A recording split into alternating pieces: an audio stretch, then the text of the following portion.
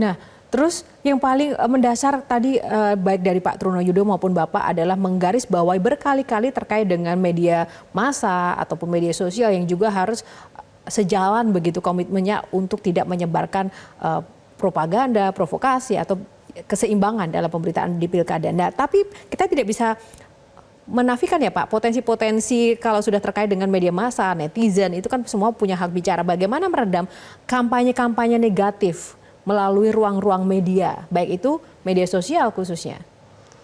Ya, secara teknis hukum ya, kaitannya dengan pertanyaannya apakah kampanye negatif itu dibolehkan atau tidak kan gitu. Secara teknis hukum memang tidak ada larangan dalam kampanye negatif. Secara hukum tidak ada ya? Secara teknis hukum teknis ya. Hukum. Dalam konteks Undang-Undang Pilkada di 10/2016 bagaimana diatur di ketentuan pasal 69, itu yang dilarang itu kampanye hitam. Nah, untuk itu larangan-larangan kampanye hitam sebagai merujuk ke ketentuan 69 itulah bagaimana penyelenggara pemilu ini memitigasi ya, kemudian juga melakukan satu proses upaya-upaya pencegahan dini dulu kepada masyarakat ya, terutama mengedukasi ini kepada pemilih. Tapi Pak, sebelum masuk ke poin itu, apa bedanya kampanye negatif dan juga kampanye hitam? Apakah kampanye negatif termasuk kampanye hitam atau sebaliknya? Mungkin biar masyarakat lebih clear nih Pak. Ya, kalau kampanye hitam kan lebih cenderung kepada hal yang mengarah ke fitnah, kemudian sara dan sebagainya. Jadi kalau kampanye negatif itu hanya misalkan program-programnya yang kurang baik dan sebagainya. Jadi fokus kampanye hitam itu lebih cenderung kepada sara. Ini sudah jelas di ketentuan pasal 69 ya, huruf C tersebut. Nah, dan ini juga banyak yang sudah inkrah berkekuatan hukum tetap gitu loh. Nah, kita sampaikan, nah ini kan yang tadi saya sampaikan, pintu masuknya ini apakah melalui dari hasil pengawasan Bawaslu ataukah melalui laporan tersebut adanya potensi dugaan pelanggaran itu. Makanya kita memberikan kepada jajaran kita untuk koordinasi dengan stakeholder, kemudian juga menginisiasi adanya kampanye damai dengan memasifkannya sosialisasi kaitannya dengan larangan kampanye. Ini kan larangan kampanye ini macam-macam ini. Termasuk juga ada kaitannya dengan kebijakan yang menguntungkan atau merugikan pasangan calon pejabat ASN, kemudian pejabat negara, TNI dan Polri, kepala desa dan sebagainya. Termasuk juga larangan kaitannya misalkan dengan melibatkan atau juga dilibatkan ya. Termasuk juga kaitannya larangan terkait politik uang gitu. Ini yang memang kita harus masih dilakukan kepada masyarakat ya dengan mencegah anti praktek politik uang dan sebagainya. Karena banyak hal-hal yang sudah dilakukan oleh Bawaslu, kemudian juga mengevaluasi dari pilkada sebelumnya agar kedepannya ini lebih baik lagi dalam proses penyelenggaraan di tiap-tiap tahapan penyelenggaraan. Ya, kenapa saya concern dengan masalah kampanye negatif dan kampanye hitam yang sudah ada undang-undangnya, tapi kampanye negatif ini masih absurd untuk penafsirannya ya Pak. Karena ini juga pada akhirnya kan akan menjadi PR besar bagi Bawaslu ketika paslon ataupun para pendukungnya melakukan kampanye di media sosial, ketika masih ambigu ini negatif atau enggak, semuanya dilaporkan ke Bawaslu. Bawaslu harus memilah-milah itu.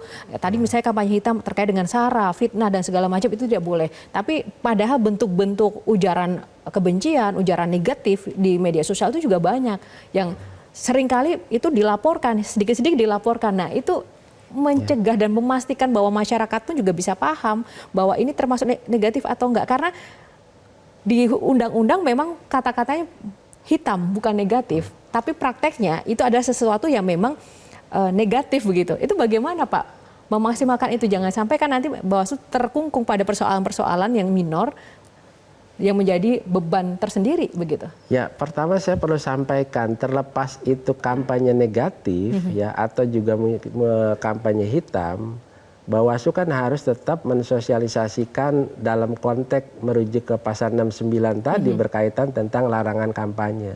Mana yang boleh dilakukan dan kemudian mana yang tidak boleh dilakukan. Nah, ketika nanti ada informasi awal atau ada laporan masyarakat, kita punya hukum acara nih.